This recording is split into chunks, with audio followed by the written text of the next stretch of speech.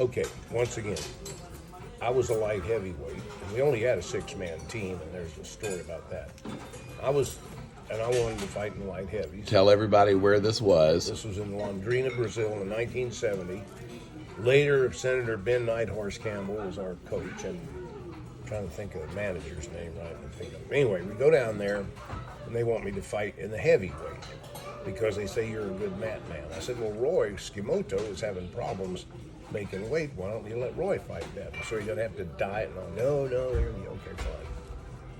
Okay, so beat the first 2 guys. I pinned them. Well, I go up against this guy named Jose Casimiro. 10-minute match. Not only did he block every attempt I did to throw him, he was countering. One time he lifted me up, I could almost grab the rafters on the ceiling. I managed to twist when he threw me. If you twist and land on your stomach, it shows you didn't have control of it. He threw me once and landed so hard on my back. I think the manager's name was Johansson. He said, I thought he broke your back when he fell. Well, this was a disaster. It was only a matter of time until I was through. Well, this Casimiro didn't want to go to the mat with him. Well, so I said, there's only one way to win this match, a last throw of the dice. So I went down on the mat. A couple of times he tore up and stood up.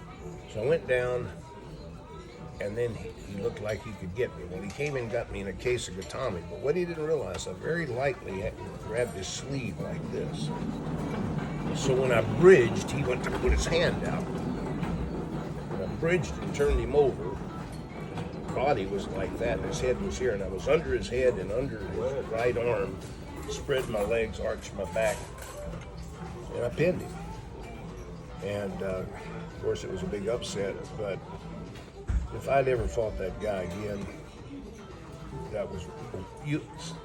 it's like when Sugar Ray Leonard beat Martin Hagler. Hagler's obviously a tougher fighter, but Sugar Ray beat him one time because he just focused him. But Hagler's really a better fighter overall. I think I beat Doug Graham. Doug Graham was U.S. Grand Champion one year, and the last time I fought him, he'd always beat me, but every time I got a little closer.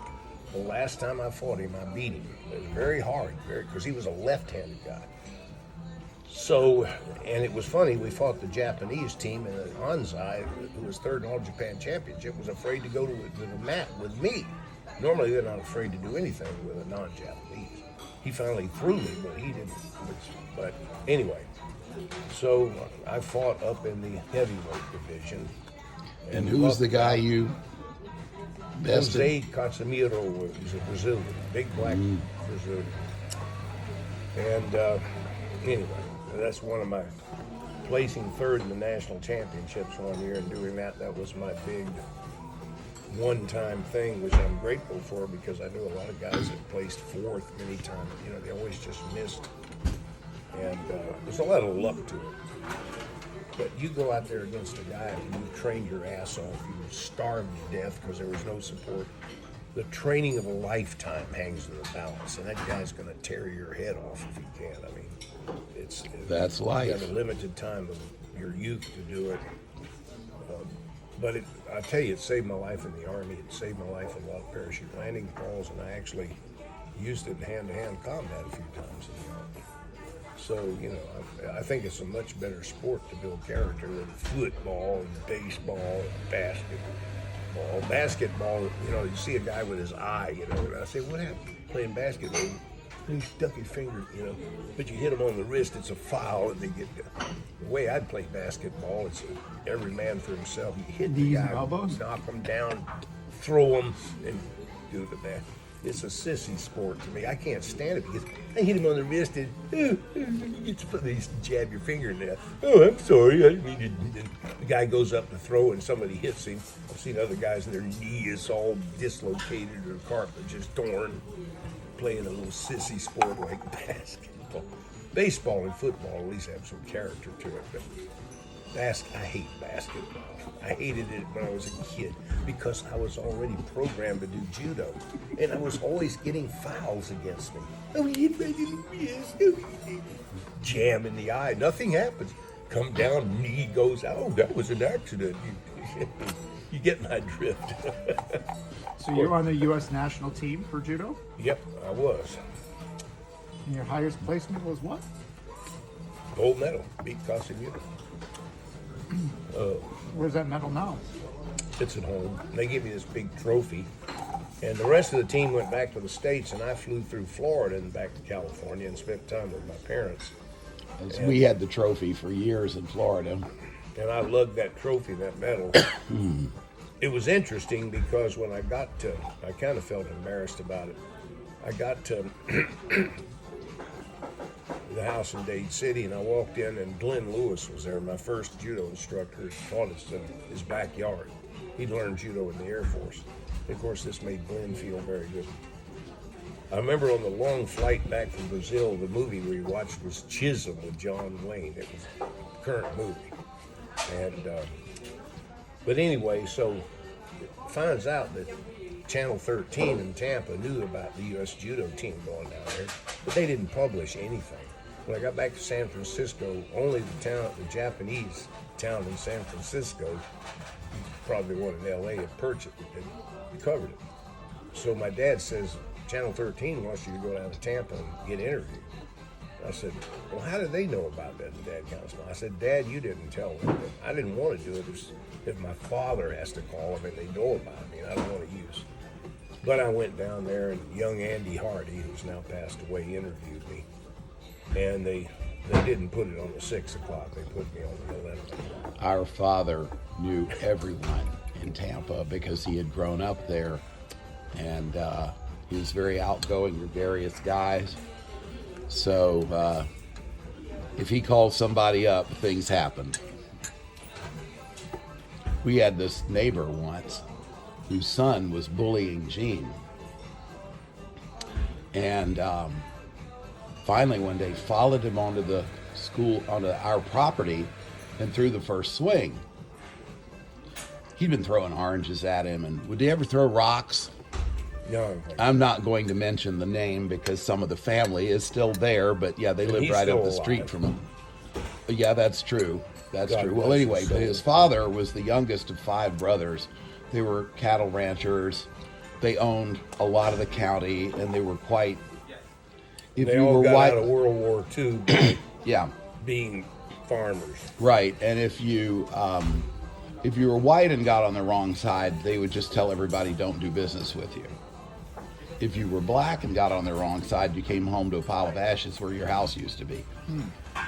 Anyway, so this kid comes down, throws the first swing. Gene decks him, jumps on top of him, starts pounding the crap out of him. And he's like, no, don't hit me, don't hit me. And the woman who is taking care of us, who's a white woman, Bessie Lavorne, comes running out, grabs Gene, drags him into the house, spanks him. I'm going to get your reaction. Spanks him. And my father comes home later and he says, you punished my kid for protecting himself on my property? Like, just leave. I don't want to talk to you. And she was like, but Mr. Garren, he's a so-and-so. Oh, they're like, I mean, that's how terrified everybody was in the county of these people. My father, who'd grown up, he was the only kid of a Slavic single mother. So in a town full of Italians and Spaniards who all had it in for him. So he started, scrappy little skinny guy, fighting at a very early age. One time, the 3 Nucio brothers, one of them went on to be mayor. Nick Nucio. Yeah, they were serious family, if you get my... I don't know how much you know about Tampa, but it's where all the Chicago families spent the winter. If you ever heard the name Santos Traficante, he's the guy The Godfather was based on. And I did a service call on his stove when I worked for the gas company in the early 70s, a whole other conversation. But anyway, so the Nucio brothers had caught our father in a blind alley. He was coming home from school. And they said, okay, Garren, we got you.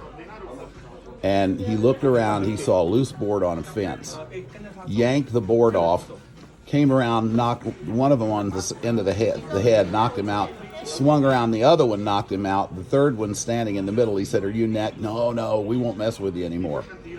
So our father stomps up the street to Mr. S.L.'s house, who comes out with the belt buckle and the swagger, well, and he tells him what happened. And he's like, well, boys will be boys. And my father said, oh, no. You're his father. You're legally responsible for his behavior till he's 21. And in those days in Florida, if you had a disagreement with someone and you knew it might come to blows, you could go down to the local law enforcement and post what was called a peace bond. It was $100, and it basically said, I'm letting everybody know this might happen, etc. I'm not going to kill him. I'm not going to seriously injure him, but it might come to a fight. So, Edward Voltaire Garren, whose birth name was Louis Bremšak. His father was Slovenian, his mother was Serbian. Actually, Serbian and French. So that was a combination not to mess with. He said, no, if your kid ever so much as looks at my kid, there he is now, Smile Gene, cross-eyed, I'm going to go down to the police department, post a peace bond. I'm going to come over here. I'm going to drag you out of your house into the middle of the street and beat the crap out of you. And if you don't think I'll do it, call up any of the Nucio brothers in Tampa and ask them. And the guy turned white as a ghost. No, I don't want any problems. He said, good. Tell your son to stay away from my kid. Mm-hmm. And that's who our dad was. He was, he was not a coward. And thankfully, neither of us are either. Because I don't have to tell you that cowardice is the ruination of the world. Mm. Thanks for listening, Patrick. Gene, any parting comments? Well, it was a long time ago. I liked the guy. I mean, I forgave him for that year. Oh, sure. We were all kids. I saw him at Spike's funeral in 1965. He was changed. I was changed. I know. We went back for Dempsey Webb's funeral. There was, Mrs.